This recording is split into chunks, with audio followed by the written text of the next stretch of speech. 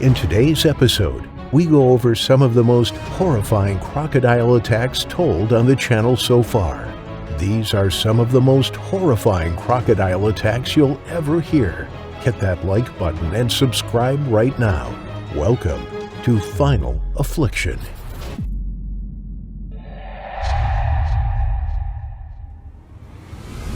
Russell Harris was born and raised in the UK, but he had an adventurous spirit and loved traveling the world. When he had visited America, he had met the love of his life, Jennifer. The two of them later married and moved to Australia to allow Russell to pursue his line of work.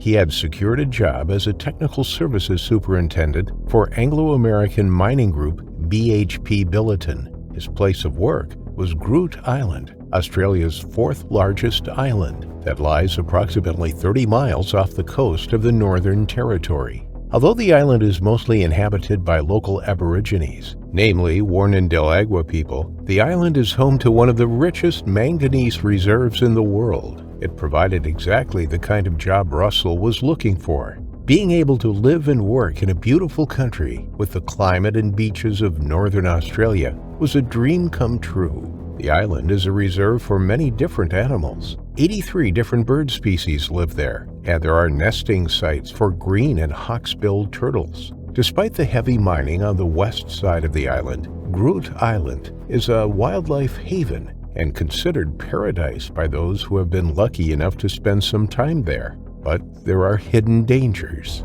Although the beaches are covered in flowery white sand leading into the still turquoise water, sharks patrol the seas and saltwater crocodiles lurk in the shallows.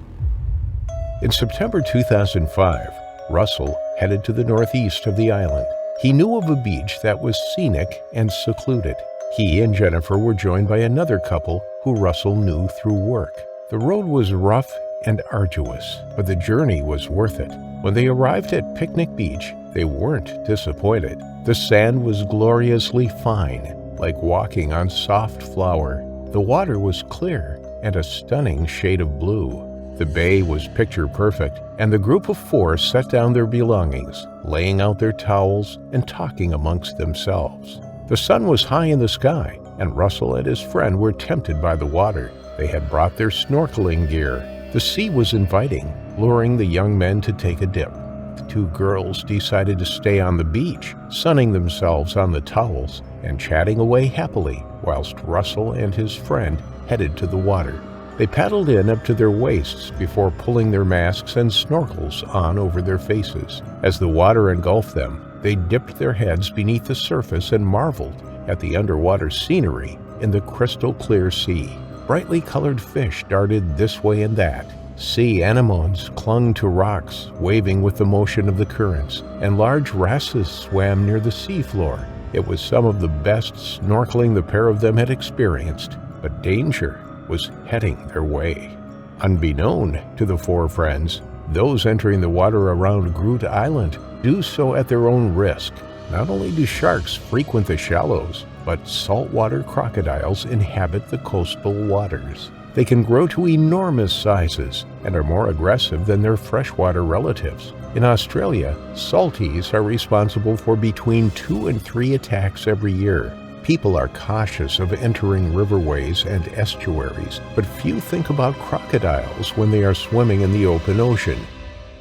The two men snorkeled near each other, only a few yards apart. Every now and again, they would point something out to the other and dive down to take a closer look. They weren't aware that a silent and deadly predator was moving closer. It was scouring the shallows for an easy meal and had detected the vibrations of the two men swimming from far away. It homed in. Under the water, the 15-foot giant reptile swam effortlessly through the sea. Its tail propelled it towards the pair as they continued to enjoy their snorkeling experience. Neither man looked behind him as they floated on the surface. If they had, they would have spotted the crocodile from several yards away, making a beeline for them. There was no way that it could hide in waters so clear. Instead, it relied on its speed and surprise attack from behind. When the crocodile was just feet from the two men, Russell's friend dived down to take a closer look at some fish near the sea bottom. And that's when the crocodile attacked. Russell suddenly felt a sharp tug on his waist and wheeled around. Expecting to see a shark, he was terrified to see the olive green and scaly skin of a saltwater crocodile. It tugged him underwater, and immediately Russell was in a fight for his life. He had been taken completely by surprise, and his friend, who was just feet away, was unaware of the battle going on above him. Under the surface of the idyllic cove, Russell was wrestling with a cold-blooded predator with millions of years of killer instinct locked into its ancestry. Considered to have the strongest bite force in the animal kingdom, the saltwater crocodile clamped its jaws down around Russell with 3,700 psi. He tried desperately to pry open its jaws, but there was no use. The crocodile was not letting go, and Russell could feel himself growing weak. The crocodile rolled the 37-year-old over and over, writhing its body in the water, disorienting Russell. He couldn't hold his breath anymore. He could see the shimmering surface of the sea feet above him just moments before he blacked out. Seconds later, Russell's friend resurfaced. He looked around for Russell and was surprised that he was nowhere to be seen. He was puzzled. Where had he gone? He ducked his head back into the water and pivoted around on the spot, searching below him in all directions for Russell, but there was no sign of him. The two had been together just moments before. He decided to swim back to the beach, assuming that Russell had already got out. He swam to the shallows and then stood up and waded out onto the soft sand. He pulled his mask and snorkel off, wiping his face with his hand. The two girls looked up at him and asked where Russell was. That's when it hit him. Something terrible had happened to their friend. Frantically, they scoured the small bay for any sign of Russell. His friend dashed back into the water to begin an underwater search, and they called emergency services minutes later. Russell's disappearance was a complete mystery. It was as though he had vanished into thin air. There was no sign of a struggle, no commotion in the water, and no pool of dark blood which would have suggested a shark attack. Maybe he had unexpectedly drowned and been carried by the currents. A search ensued. Whilst Aborigines and mine workers searched in boats, the police took to the air in a twin-engine aircraft. If Russell had got into difficulties with the currents, then it was a race against time to find him. The search went on all day and into the next. It wasn't until the day after he went missing that his body was found floating at the mouth of 8 Mile Creek, a river 1 mile from Picnic Beach. As police officers approached the body, a 15-foot crocodile swirled in the water nearby, defending its cache.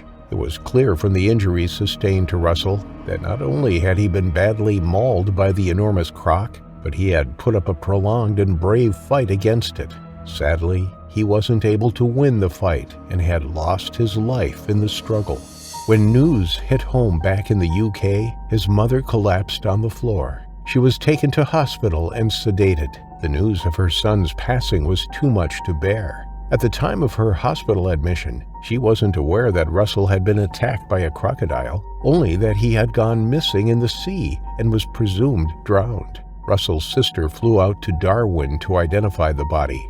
It seems Russell and his friends had made a careless mistake, but as news of the tragedy spread, it became clear that he, along with many others, had heard that Picnic Beach was a safe area to swim. He had known that saltwater crocodiles lived on the island, but had been assured that none swam near that area. One of his favorite hobbies had been snorkeling, and with the water being so inviting, he was always going to take a dip. Had he known that a large crocodile was swimming nearby, however, then obviously he wouldn't have entered the water on that fateful day. It was a tragic and terrifying final affliction.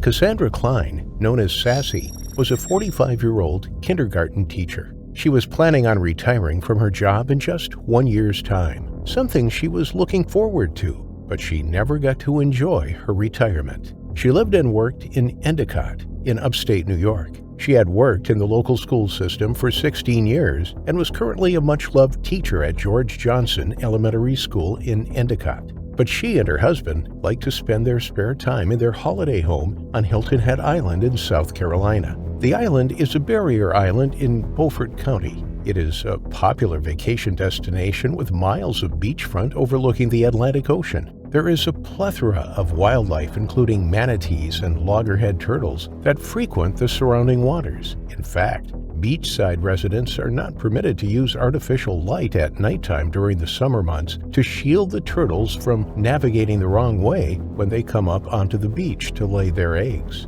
But South Carolina is also home to a population of around 100,000 alligators. Residents living on Hilton Head Island are used to seeing the alligators crossing the road from one body of water to the next. There are thought to be a few thousand on the island, and whilst they can be an incredible sight, they are also incredibly dangerous. Signs are erected near ponds and lakes, warning people to stay away from the water. Residents know to keep small children and animals away from the lakesides.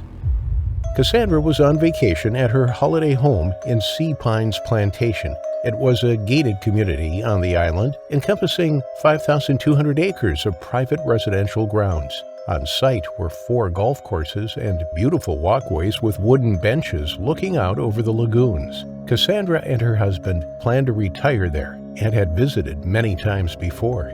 Cassandra knew the dangers of alligators and always went out of her way to avoid them. She walked a safe distance from any freshwater habitats and never did any activities like feeding the local ducks. But on August 20th, 2018, something terrible happened. Instinct took over. She made a fatal mistake. It was a Monday morning, and the residential estate was quiet. Cassandra stepped out of her home to take her beloved dog, Kylie, for a walk. Her 4-legged companion was a Shetland sheepdog, a devoted member of the family. According to her mother, Cassandra wasn't able to have children, and so her dogs were her babies. She loved them dearly. Just 2 weeks before that fateful day, one of her dogs had died. She had been devastated at the loss and now only had Kylie by her side. She would do anything to look after her pets and was as devoted to them as they were to her. The walk Cassandra was on took them around the side of a lagoon, a large lake along the golf course that was home to a 9-foot 2-inch alligator. Cassandra kept her distance from the water. She knew the risks in South Carolina's freshwater lagoons. Witnesses reported seeing her walking at least 14 feet from the edge of the water, something she always did. But her dog wasn't necessarily aware of the danger, as she sniffed the undergrowth and followed her nose around the bases of the surrounding tree trunks. Also, out and about before 8 a.m. that morning was a Sea Pines greenkeeper on the golf course. He was working on the 13th green as Cassandra and her dog walked around to the other side of the lagoon. The footsteps of Kylie near the lagoon's bank alerted the alligator to the potential prey. The vibrations reverberated down the bank and into the water. The alligator's keen senses picked them up, and it silently moved closer. In the warmer months, alligators are much more active. The heat of the summer increases their metabolisms, and they need to eat more regularly to maintain their function. They are more aggressive hunters as a result and are more dangerous. This particular alligator could see the 2 walking side by side along the bank, just yards from the water's edge. The alligator was camouflaged, its dark-colored skin merging into the murky water and hidden amongst the shadowy reflections on the water's surface. Only the knobbly head protruded out of the water as it floated along silently. It watched the dog intently, its eyes unblinking.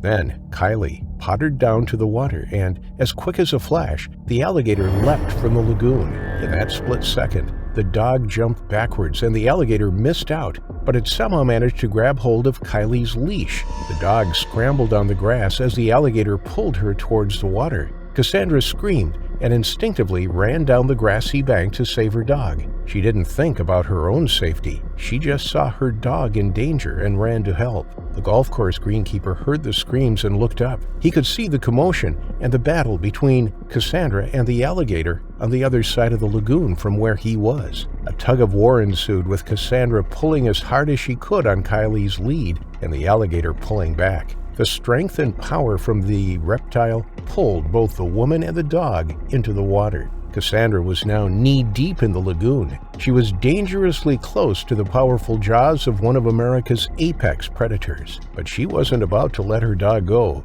She had already lost one just a couple of weeks before. Incredibly, as she fumbled with the leash, she managed to unclip it from Kylie's collar. This released the dog, who leapt onto dry land. But when the dog was pulled free, the alligator swiped its head to the side and immediately latched onto Cassandra. She screamed again as she was pulled further into the water. It had a firm grip around her lower leg. The worker on the green immediately pulled out his mobile phone and dialed 911. 911, where's your emergency? Yeah, there's a lady being attacked by an alligator. Where at, sir? I'm in Sea Pines. Okay, where at in Sea Pines? Hole number 13 of the club course. I'm not sure what the road is. Okay, you said that she's being attacked by an alligator? Yeah, drag her in the water. Okay, how big was it? It's probably about 8 feet, maybe 7. It's dragging her into the water? And she's in the water right now. Okay, what hole are you on? It's the hole number 13 up near the ground. I'm driving to where the road is so I can tell you the road. I'll be at the road in like 30 seconds. Okay, was anybody still out there with her? No, there's one other person there. They just, what do you do? Just jump in the water? I don't know. Whilst he was on the call, he saw Cassandra being dragged further into the water. His heart leapt as the woman disappeared beneath the surface and the dog watched on from the safety of the bank. The operator immediately dispatched emergency services to the scene. Underwater, Cassandra was fighting for her life. She punched and poked the alligator on the head and snout, but it refused to let go. She could feel herself growing weak and faint. Her lungs were about to burst, but still the alligator held her firmly in its grip, just below the surface. In less than a minute, Cassandra had drowned in the lagoon, whilst the worker at the 13th hole helplessly looked on. When emergency services arrived, they could see Cassandra in the water. They managed to catch the alligator, shoot it, and pull Cassandra from the lagoon. They immediately began CPR, but tragically, it was too late. Cassandra had drowned. She had significant injuries to her arms and hands, where she had bravely fought the 9-foot reptile. Kylie the dog was unharmed in the attack. When Cassandra's family were informed of the incident, they broke down in tears. Her sister broke the news to her mother at work. They couldn't believe that this kind of freak accident had happened to such a lovely young woman. It broke them. Cassandra was always smiling. She was always happy and would lend a hand to anybody in need. For this to happen to the kindest, most upbeat person they knew was just devastating. It was only the second fatal alligator attack known to have happened in South Carolina. It was an incredibly rare incident, but one which shook the local community and all those who knew Cassandra. As for her colleagues and pupils in the elementary school where she worked, the tragedy also hit hard. She was an inspiration to her students who will never forget her and the tragic day that she met her terrifying final affliction. To say that Dr. Richard Root was a remarkable man is an understatement. After he graduated from Johns Hopkins University, specializing in infectious disease, he spent his career improving the various universities and hospitals across the U.S., even setting up new departments for potential doctors to study in the field of contagious illnesses. He went on to become the chief of medicine at the University of California and served as the chairman of the board of the American Federation of Medical Research, just to name a few. He also authored books. His name is on many, many research papers, and he spearheaded quite a few clinical studies himself. Harvard and Yale called on him from time to time to give lectures and introduce new forms of treatment to their students. Richard's sole purpose in life was to save as many lives as he possibly could. There was no shortage to his achievements, and there is no way to tell how many millions of lives his research saved before and after his death. At 68, Richard was ready to step away from the grueling hours of research and intensity of the lab. He'd always loved teaching, but his busy schedule almost never allowed him to fully submerge himself in training the next generation of doctors. So Richard, never one to take the easy road, traveled with his new wife, Rita, all the way to Botswana to combine his love for teaching and his devotion to human lives. He and a few of his colleagues were there on an invitation to help educate the country's medical staff on better and more advanced treatments for the growing HIV pandemic. The country, nestled on the southern tip of Africa, is one of the fastest developing nations on the continent. Their government has been making enormous strides in improving roads, schools, hospitals, and infrastructure. They needed an expert in medicine to train their doctors and nurses in the newest technologies and medicines available, and they couldn't have asked for a better candidate than Dr. Root. The trip was only supposed to last 2 months, but Richard and Rita planned on making a little honeymoon out of it, in between Richard's work commitments, of course. Since being married, Richard's insane schedule kept them from having a proper honeymoon, so this was the ideal situation to kill 2 birds with 1 stone, so to speak. Besides, finally being able to teach, he and Rita were looking forward to experiencing a foreign land with rich cultures and traditions, as well as amazing scenery and exotic animals.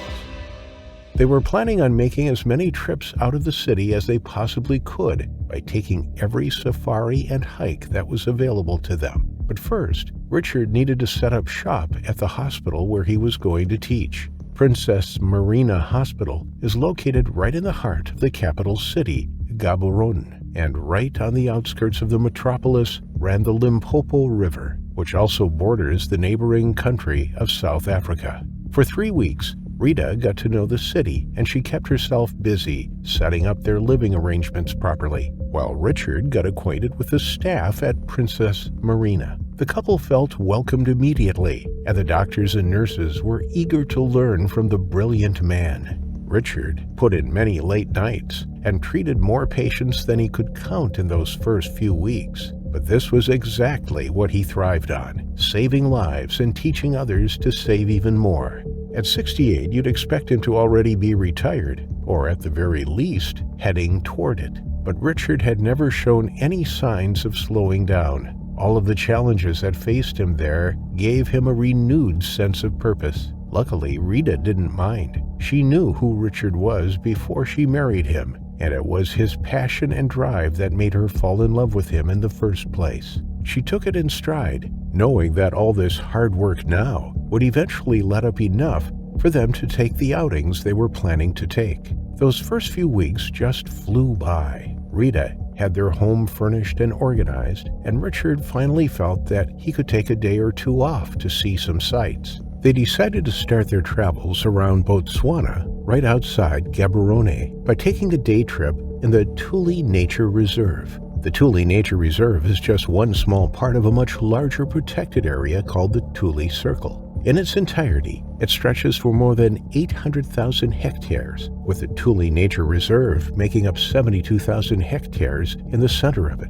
The reserve has everything: game drives, canoe rides, more animals than you could imagine, upscale campsites and hotels scattered all over the terrain, and even safaris taken on horseback.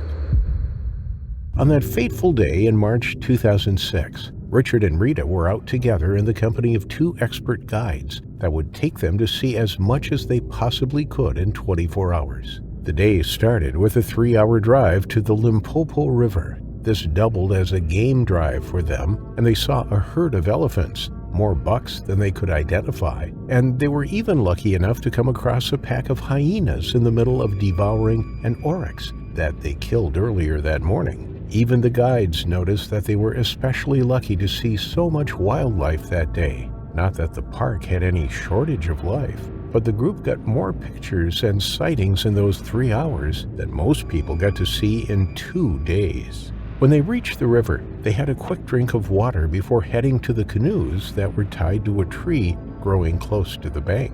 This next leg of their outing was a short canoe ride before stopping at a popular watering spot. This stretch of river was a very quiet one. There were no choppy rapids, and it was so well traveled by locals and tourists that even the animals avoided it. But the hour on the water was mostly for the scenery and bird watching anyway. They were just happy to relax on their little boats. But March is the start of autumn in southern Africa. This is the time of year when no plants are fruiting. The animals retreat deeper into the bush in search of food and also to seek out mates so that they can have their babies in time for spring. The waters aren't exactly teeming with life, so the crocodiles who rely on bucks that come in for a drink start to get hungry and desperate. In the week leading up to that day, there had already been half a dozen attacks by crocodiles on the Limpopo River, and 2 separate men had been reported missing after they went out to fish on the banks. The problem was that the Botswana authorities missed this unusual upswing in crocodile activity completely. All of the attacks happened to South African citizens on the south side of the river and were subsequently reported to South African authorities. With no communication between the 2 countries about the events, the guides went out completely unaware of the potential danger. Their only worry was keeping a lookout for hippos. Hippopotamuses are much more aggressive than any other creature living in the river, and they kill more humans every year than crocodiles do. So their eyes were scanning for the distinctive gray humps rising above the surface like boulders instead of scaled reptiles. Besides, there had never in all of the park's history been a sighting of a crocodile on that canoe route before, but that was all about to change. Early the previous day, a 15-foot monstrosity, ravenous and on the prowl, made its way right into the reserve's canoe route. For almost 2 days, it searched up and down the shores for something to eat, with no luck at all. When Richard and his guide got into the first canoe with Rita and her guide following close behind them, the animal was only a few yards away from them, lying in the late morning sun. They were the first signs of life it had picked up on since its arrival, and it was acutely aware of them before they even struck out with their paddles. It slipped under the water before they rowed by and followed the first canoe that went past it, which just so happened to be Richard's vessel, as they made their way downstream. Blissfully unaware of the danger stalking them from the depths below, the couple took pictures of the many bird species and continued to row at a lazy pace. The stalker kept its sights on the white fiberglass hull of the boat. It knew that people were riding on top of the strange crafts, and it hoped that they would get off and enter the water. But after half an hour of waiting and following, it became clear that the humans on the surface were not going to evacuate the safety of their vessels. It was then that the creature made the decision to strike out of its comfort zone. It would have to grab them right off the raft, and it needed to be quick about it. The thing about Nile crocodiles is that even though they prefer catching their prey from inside the water, they aren't limited to it. They can hunt just as well on land and easily outrun a grown man. They can also jump both in and out of the water. They didn't survive the asteroid that killed the dinosaurs for nothing. These creatures are incredibly versatile and adaptable to the challenges placed before them. This day was no different. There was prey to catch, and the reptile was going to find a way to get at it, no matter what. It snuck as close to the craft as possible. Only the very tip of its snout and its high-rising eyes were visible above the water, floating silently like twigs drifting with the current. It crept so close that it was only 3 feet from the lip of the canoe when the guide in the boat behind Richard noticed the almost invisible crocodile on their right. He managed to shout the word "Kuena" in their native Setswana language to warn them. But this burst of noise made the croc go into overdrive. The sudden shout sent it barreling out of the water like a whip. From her boat, Rita and her guide saw the animal propel out only 3 feet away from her husband. Almost gracefully, it leaped through the air, its jaws opening wide, almost seeming to fly at the vessel. It closed its teeth around the older man's right arm with a sickening crack that echoed so loudly across the landscape that it sent the birds in the distance up in the air in fright. Richard had no time to react. The reality of what had grabbed a hold of him barely registered before he was dragged off the boat, going into the river head first. The guide let go of the dangerously rocking boat and tried to grab hold of Richard's leg as it sailed past him, but he only got a handful of fabric that was ripped out of his grasp before he could get a good grip. The guide almost fell into the water himself, but somehow he managed to hold on. A mixture of blood and water blinded his eyes, and he furiously wiped his face with one hand while he reached for his paddle with the other. Almost simultaneously, the guides started rowing as fast as their arms could to get away from the scene. When Rita realized that they were speeding away from the spot where her husband was yanked, she snapped out of her shocked stupor and started yelling desperately for them to go back. Her guide had so much trouble containing her in the boat that they nearly capsized when she tried jumping into the river to go after Richard. But there was truly nothing any of them could do but get away from the danger. Those guides knew very well that the animal would kill them all if it needed to protect its kill. Poor Richard had just as little warning about what was about to happen as the rest of them did. One moment he was trying to focus his camera on a colorful bird, and the next there was a bang, a torrent of water, and his arm was grabbed with such force that the bones inside shattered instantly. He felt the pressure on his arm, the almighty yank, and the sudden submersion of the cold water. He was being dragged down so fast that he lost all sense of up and down. Only when they came to a rest at the very bottom of the river could he even attempt to get away. But now he was truly in the crocodile's domain. It released Richard, but before he could think of swimming up to the surface, it snapped its jaws around Richard's chest. The thing had no intention of ever letting Richard go. It just wanted to reposition its grip more securely on him. Richard opened his mouth to scream when the murderous rows of teeth sank into his chest, releasing what little air he still had in his lungs and flooding the empty space with water. His oxygen-deprived struggles did not faze the animal at all. It knew that the man was firmly locked in its jaws now. All it needed to do was keep its hold, lie still, and wait for the human to drown in the pitch-dark depths of the Limpopo River. Richard's fingers clawed at the thing's snout, but his struggles were weakening by the second. It took less than a minute for him to succumb to drowning, completely aware of the crushing pain in his chest every second of the way. The croc waited another 2 minutes just to make sure that the man was completely gone and the crafts up above had left before it swam back upstream to hide the body in a more secure place. On the surface, the tour guides finally got Rita under control. She even picked up her paddle and helped row them the rest of the way to the rest stop that they had been heading toward. Turning back wasn't an option. They had no idea where the animal had gone, and the rehabilitation center was closer to them than their starting point was anyway. It was the quickest way for them to get help. When they arrived, the staff were already waiting for the doctor and his wife with lunch, just as they had scheduled with them over the phone. The guides shouted the news about what had happened before they even docked. Calls were made, and the staff got Rita into a room to wait for authorities. They made sure that she wasn't alone for even a second, and that there was always a warm cup of tea for her. But she was in such a state of dumbfounded shock that she couldn't even muster the strength to bring the cup to her lips. When ambulance and police arrived, Rita was whisked away to be treated for shock,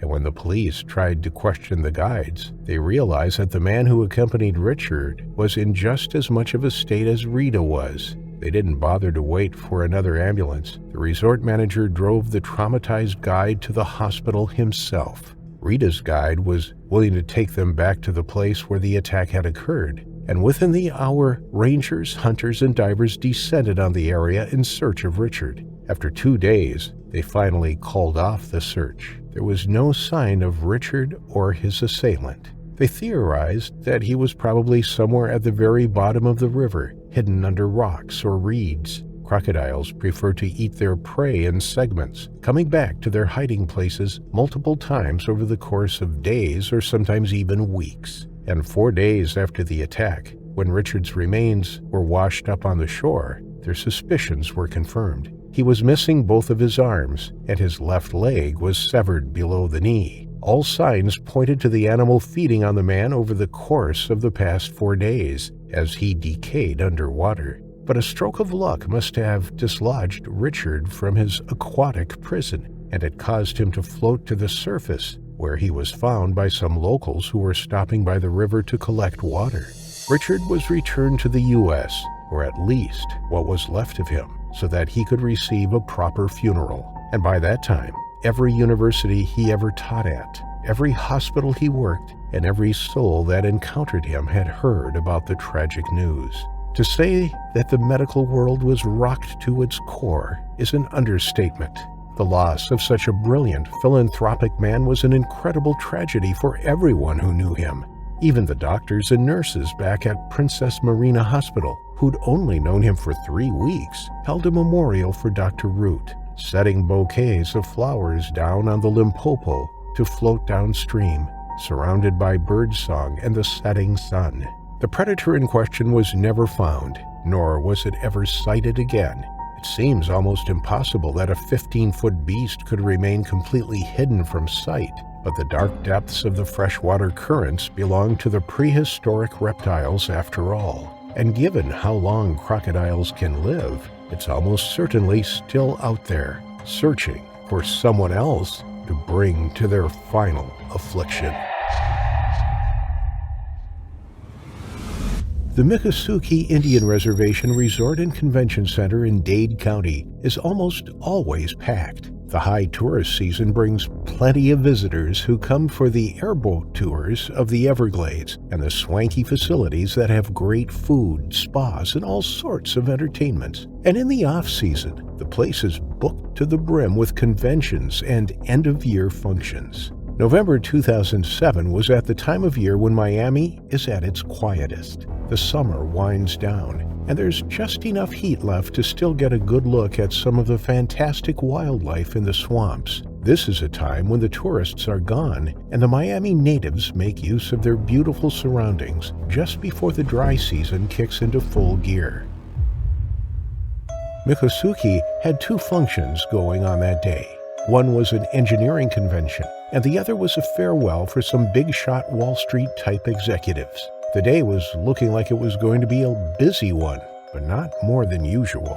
The crowd was made up of academics and older business types, all wearing lanyards to get them access to their various seating arrangements and sleeping quarters. This rather boring crowd was exactly what they needed after the chaotic back-to-back events that they had hosted in the past 3 months. The lack of activity might have been a relief for Miccosukee, but not so much for the underbelly of Miami. The 2 car thieves prowling the parking lot were getting desperate. High season brought plenty of pockets to pick on overcrowded streets, and more than enough cars were accidentally left unlocked by distracted tourists. So Heriberto Rubio and Justo Padron turned to the resorts and hiking trails to fund their criminal careers.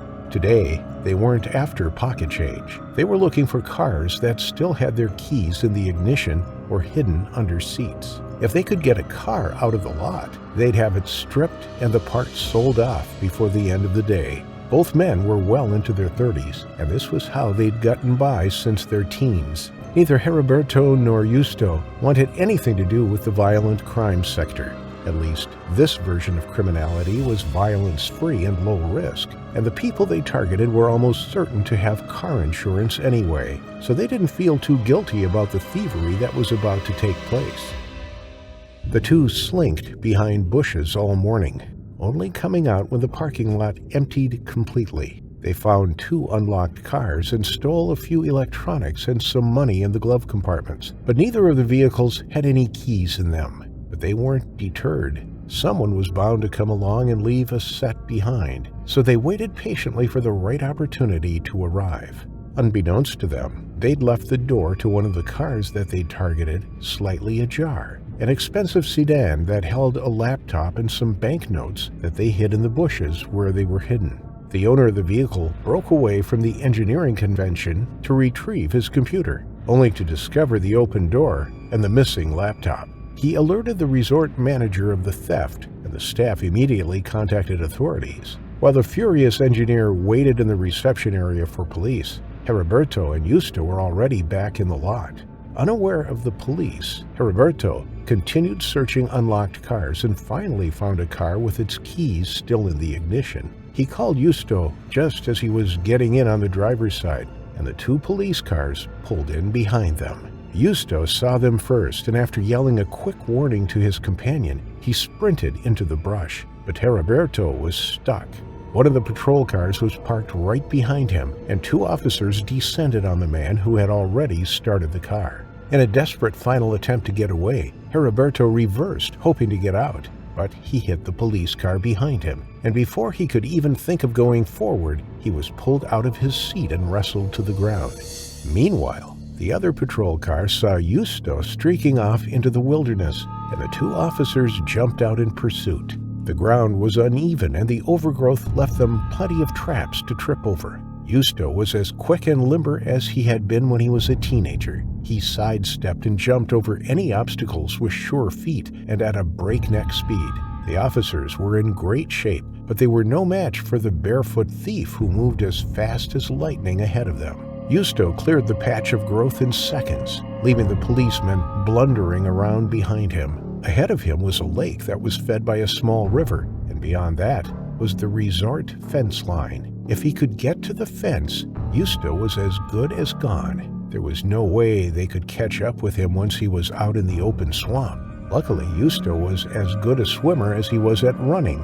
Without breaking his speed, he dove into the murky water gracefully. The staff and resort goers had spilled out onto the lawn to catch a glimpse of the spectacle playing out on the grounds. One man was being handcuffed and stuffed into a dented patrol car, and the other was leading a spectacular chase that ended with a splash. The two officers in pursuit were already winded, and Justo was clearly going to win this race. But the staff of Miccosukee were horrified at the sight of the agile man streaking past them. They knew better than anyone how dangerous that water was. The resort was home to a very large alligator, which the employees playfully named Pancho.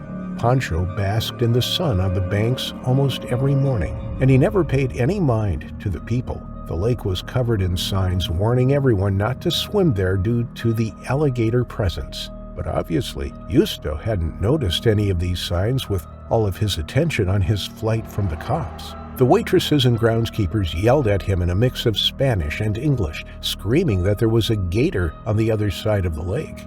Pancho woke up from his slumber in the sun. All of the commotion was not at all what he had in mind this afternoon. The predator scanned the crowd and then the lake. To its surprise, there was a human swimming past him. This was unprecedented. Never before had humans ever come even close to its domain, and certainly not alone in the water. Pancho didn't need telling twice. The person swimming past him was a meal, practically gift-wrapped for him to take. Pancho slipped into the cool, dark lake, propelling itself with its tail so fast that not even Justo could outswim it, no matter how good of a swimmer he was. The crowd was hysterical, and some of the braver men even went to the very edge of the pond to get Justo's attention. The two police officers came to a halt where Justo had dived in. Even they started yelling for the man to get out, but Justo was deaf to their screams. The only sound in his ears was the rushing water and his heartbeat beating in his skull. And every time his head came up for air, he only had eyes for the fence line that promised freedom. He was halfway across the lake now, pumping his arms like he'd never done before. Justo was oblivious to the danger closing in on him, and the crowd stood horrified, watching the reptilian hunter sink into the water, swim toward the man, and finally, they saw the beast reach the thief and pull him smoothly and soundlessly under the water. Taken completely by surprise, Justo felt the heavy, scaled body close over his back, twisting around him as it wound Justo into its coils. The horrifying realization of what was happening hit Justo just as the gator started spinning him in its drowning death roll. But it was too late now. He was securely trapped, and his head was turned upside down while water flooded into his mouth. Justo grabbed desperately at the hard scales, trying with all of his might to pull and push the animal off him. but his efforts were useless. It was like clawing at rocks, and Pancho didn't slow down its spinning or react in any way to the man's struggles. Round and round he was thrown, screaming soundless bubbles as the animal pulled him deeper and deeper into the dark. The gator didn't waste time spinning his prey on the surface of the water like they normally do. With all the screaming and yelling from the shore, it dove deep under the water to finish the kill without any humans interfering from the surface. As it turned in circles, it squeezed its body tighter around the man. Justo felt his ribs shatter into his already waterlogged lungs. The lake water he'd inhaled was now joined with blood. The immense pressure and the unbearable pain started to fade away as he lost consciousness. He was already passed out when the creature latched onto him, landed at the bottom of the lake. It kept lying there, 50 feet below the surface, until it felt Justo's heartbeat stop. Only when it was absolutely sure that the man was dead did it release its hold. The alligator quickly repositioned its grip on Justo and swam him to a more secure location where it could feed in peace. On the lake's banks, more help had already been called, and Heriberto was driven away in handcuffs. From the back of the patrol car, he'd heard the commotion, and he was able to put together the pieces about what was happening. He was horrified and helpless to do anything about Justo's predicament, and Heriberto knew he was never going to see the man he'd known since they were teenagers. Diving teams and more police cars arrived as Heriberto was driven out of the parking lot to the nearest jail. The ride was almost completely silent, broken only by the officers giving him their condolences. Even they found the entire affair hard to absorb. Later that night, the same two officers visited Heriberto in his cell to inform him that his friend's remains had been found, that the alligator responsible for his death had been killed, and that any remains still left in its stomach had been recovered and placed with its owner. Unfortunately, Heriberto wasn't able to attend the funeral alongside his friend's family. He had no one to bail him out while he awaited his court date. So Heriberto was forced to sit on his cot on the day he knew Justo was being put into the ground, left with only his thoughts and regrets. The Miccosukee Indian Reservation never allowed another predator to make its home on the property again. If an alligator was spotted for more than 2 days in a row, they'd chase it back into the swamp where it belonged. Pancho was the last gator they ever tolerated after that day, fearing someone else would meet the same terrifying final affliction. The case we're going to cover today is an enigma, a mystery, because even though 3 people in total were attacked, we still don't know exactly what animal it was that is to blame. It all started off the coast of Mexico, just as the December of 2023 began. 26-year-old Maria Jimenez was killed by a shark while swimming with her friends and family. We can be certain that it was a shark because there were witnesses to the attack, but the species is still unknown. Less than a week later, 500 miles away, in the Ixtapa-Zihuatanejo resort, 2 attacks, just 2 days apart, took place. With Maria's death still hot in the news, and the fact that the attacks happened in the ocean, it was just assumed that it was a shark too, probably the same one that killed Maria. But that might not be the case at all. The first attack at Ixtapa occurred when another young woman was swimming. Basking in the shallows, she was grabbed by the leg under the cloudy water. The other holiday goers grabbed her arms when she began screaming in pain, and they saw the crimson water. Whatever grabbed her did so much damage that doctors briefly considered amputating the leg entirely, but luckily they were able to patch up her shattered and torn leg. When she woke up, she remembered something very important. Even though she hadn't seen what had bitten her, she was adamant that this was no shark. When the creature rammed into her, it felt like it was made of jagged rock, not at all the hard or leathery skin that sharks have.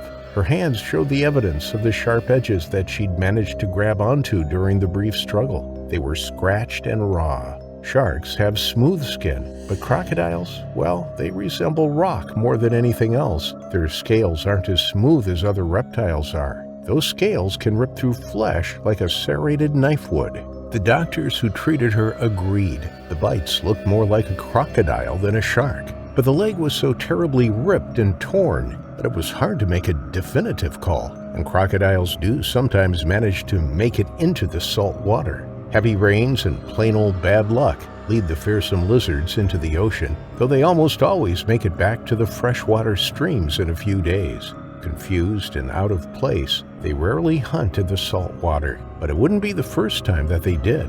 Or it could have been the Morales crocodiles, a very unique species of crocodile that have adapted to living in the salt waters of Mexico. These beasts don't grow as large as their freshwater cousins, but their snouts are broader, their bite is stronger, and they run faster on land, making them every bit as dangerous as the other species, and in some ways, even more so. And now we get to the 14th of December, with most people still thinking it was a shark that attacked the unnamed woman, thanks to Maria's death just a few days before. But the news of the second victim hadn't spread quite as far and wide as aquatic attacks usually do.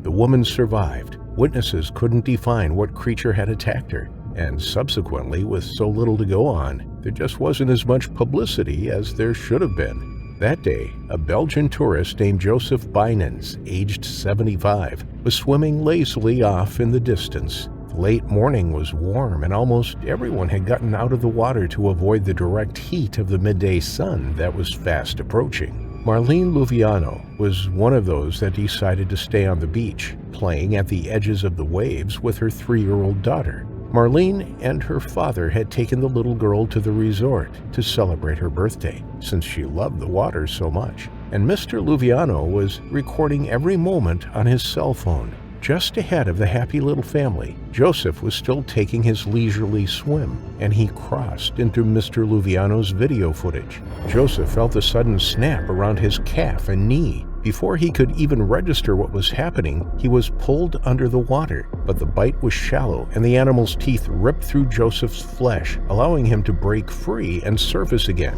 Joseph managed to scream. The sound was muted by the water that had flooded into his mouth, but it was enough for the Luvianos to look up from their game. Mr. Luviano had caught Joseph's sudden submersion, his reappearance, and his desperate cry for help on camera. Just as Marlene pulled her daughter away from the danger and her father turned off the camera, the beachgoers swarmed into the water to help the elderly man in distress. They thought he had gotten tired and was in danger of drowning, but when he disappeared beneath the surf again, yanked like a string, and the bloody redness that took his place in the waves, they knew that this was no drowning. This was something much, much worse. The splashing of the approaching horde of no less than 8 men rushing to the scene made the animal release its hold on Joseph's leg. It sank down deep and fled back into the safety of the deeper ocean.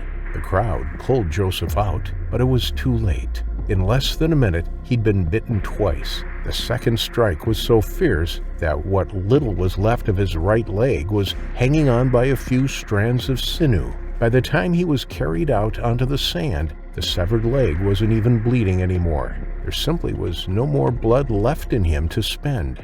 Just 50 seconds was all it took to take Joseph's life, with all of his life's blood spilled from his body. No amount of CPR, transfusions, or anything that the paramedics did on their way to the hospital, nothing could bring him back.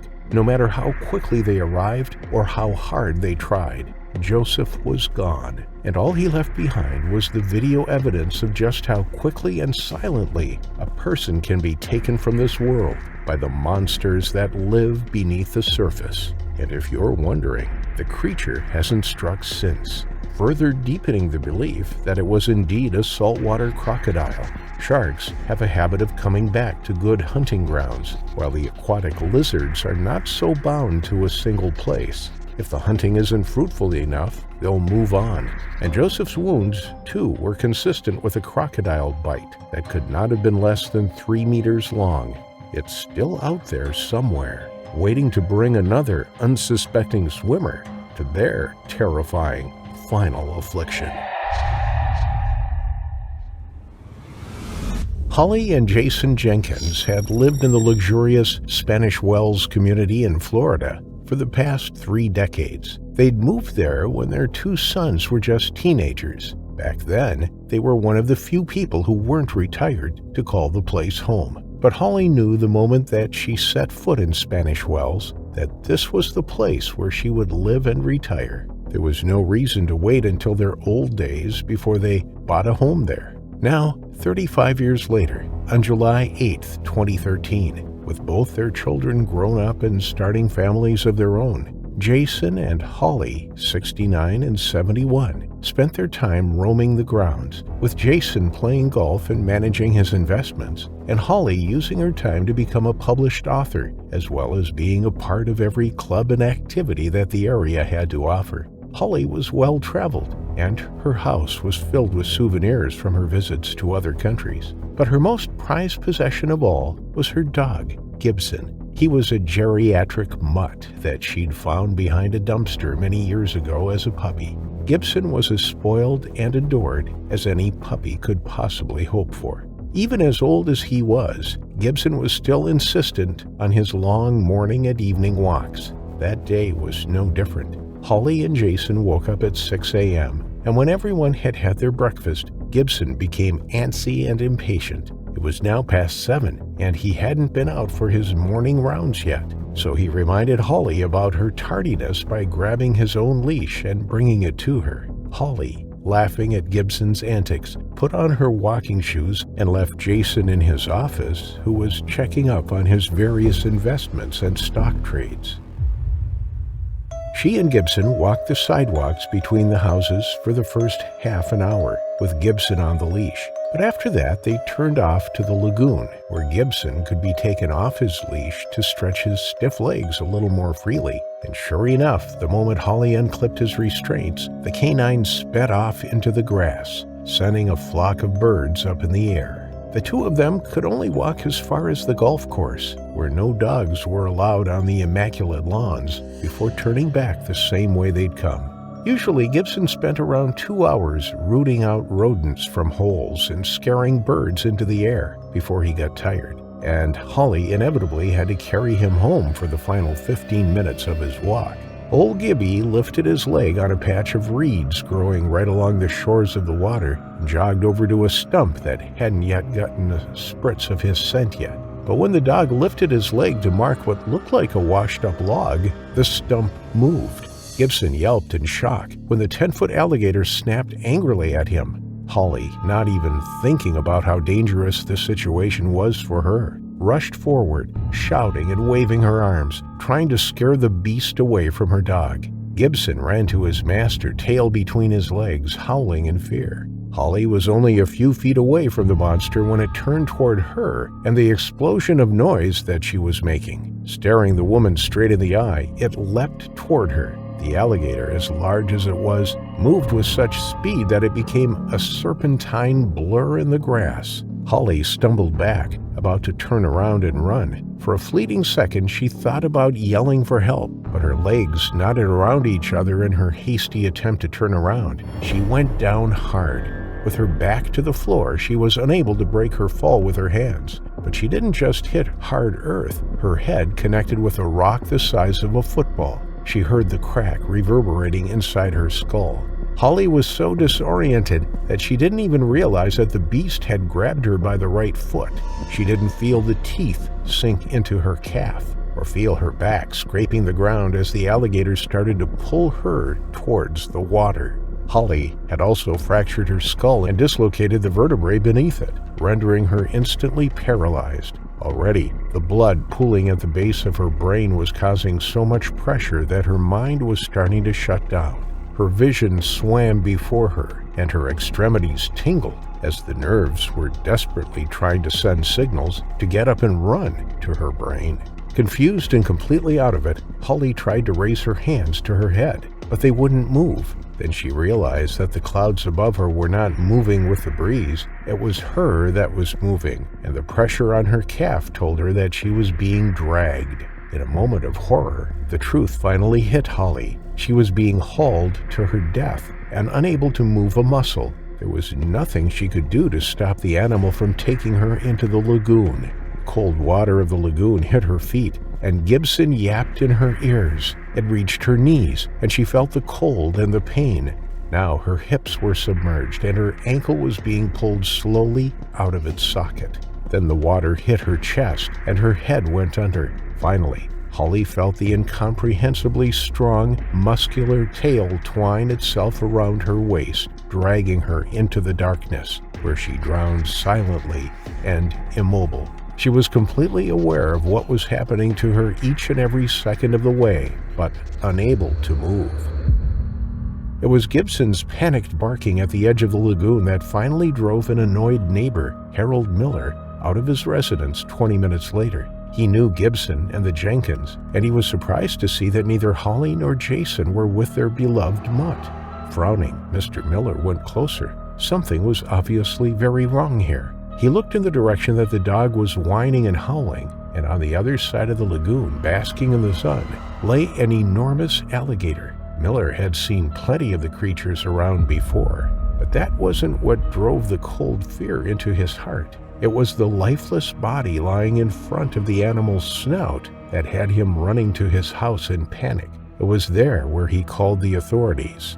When wildlife and rescue arrived, the gator was aggressively guarding Holly's remains. They dispatched the creature and hauled both it and Holly away in separate vehicles. It was only when the sirens of the ambulance that was carrying Holly went by their house that Jason realized that his wife hadn't been home for more than 4 hours. He became so engrossed in his work that he'd completely lost track of time, and the sirens were what finally brought him back to reality. Jason wasn't worried at all. He just assumed that Holly had stopped by a friend's house for a visit when she'd taken Gibson out for his walk.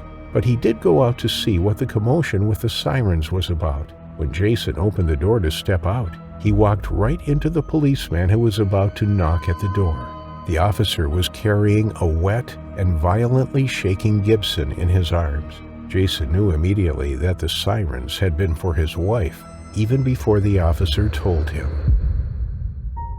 Almost 2 weeks went by before the Jenkins family could lay Holly to rest. The injury on her head was unusual for a gator attack, and police were worried that she'd been killed by another human being before being dumped in the lagoon where the alligator found her. But they did eventually find the blood-stained rock, still with Holly's hair and tissue embedded in it, next to the water. And from there, even days later, the drag marks were still visible, where the animal had pulled her into the depths. Holly's husband, sons, and grandchildren mourned and eventually recovered from their loss, but Gibson never did. The poor pup declined steadily for the next 3 months, inconsolable in his grief and the arthritis that was finally getting the better of him.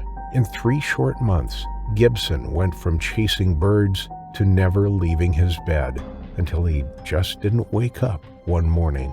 Gibson undoubtedly joined Holly in a place where she could travel and he could chase birds for the rest of eternity. They are together again after Holly's terrifying final affliction.